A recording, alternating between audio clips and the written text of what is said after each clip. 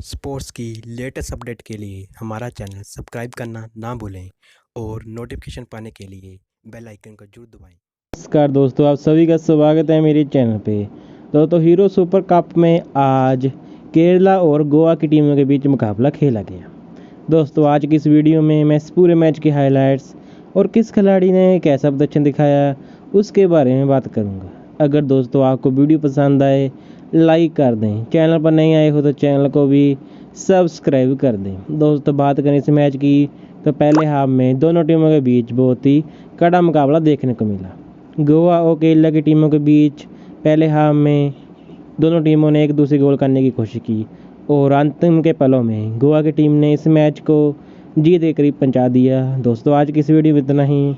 मैं आशा करूँगा आपको वीडियो पसंद आई होगी। अगर अच्छी लगती है लाइक कर दें, चैनल पर नए आए तो चैनल को भी सब्सक्राइब कर दें। Thanks for watching.